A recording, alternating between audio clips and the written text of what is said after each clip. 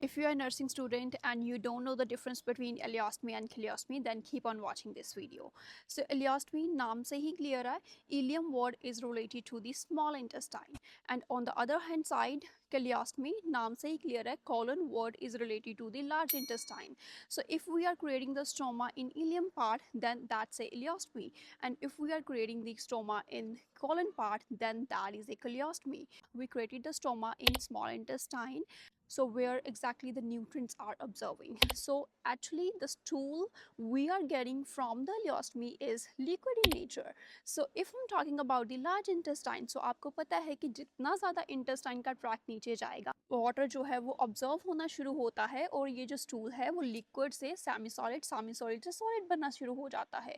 So it depends कि colon में भी कौन सा पार्ट जो है असेंडिंग डिसेंडिंग और सिग्माइड कॉलन कि उसमें कलियोस्टमी कहाँ हुई है, तो उतना ही ज़्यादा वो जो स्टूल है वो सॉलिड होता जाएगा जितना ही हम आगे जाते रहेंगे. So what exactly the main difference is here that कि अगर हम एक इलेक्ट्रोलाइट इम्बैलेंसेस की बात करें तो सबसे ज़्यादा इलियास्टमी में होंगी, क्योंकि हमें पता है कि वहाँ पे सिर्फ न्यूट्रिएंट्स ऑब्जर्व हो रहे हैं और वहाँ से लिक्विड स्टूल जो है वो बाहर आ रहा है. तो what exactly your exam is going to be test you.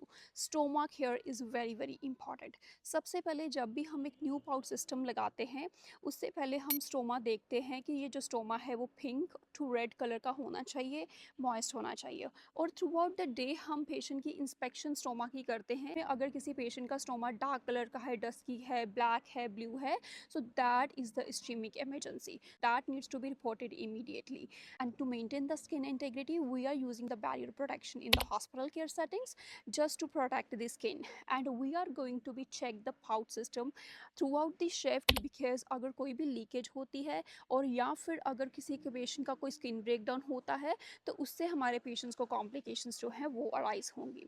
Plus हमारे पेशेंट को कोई डिहाइड्रेशन के साइन एंड सिम्टम्स तो नहीं है, वो भी हम स्पेशली इलियोस्टमी में ऑब्जर्व करते हैं, क्योंकि सबसे ज़्यादा ये जो डिहाइड्रेशन के साइन एंड सिम्टम्स हैं, फ्लूइड एंड इलेक्ट्रोलाइट इम्बैलेंस है, वो हमें इलियोस्टमी में देखने को मिलता है. And when you are going to be empty that pouch, so 1/3 में हम इसको एम्प्टी करते हैं. And what exactly the other points you need to know for your exam.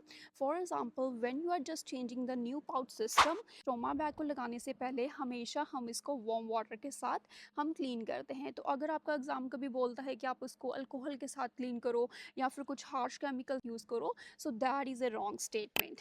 And always इसका ये जो पाउच सिस्टम है, ये जो बैग हम लगाते हैं, वो ना तो ज़्यादा टाइट होना चाहिए और ना ही ज़्यादा लूज़ होना चाहिए, क्योंकि उससे क्या है, अगर आप टाइट लगाओगे तो स्टोमा जो है वो रिस्ट्रिक्ट होगा और उससे भी इस्चीमिया हो सकता है. और अगर आपने लूज लगाया तो पेशेंट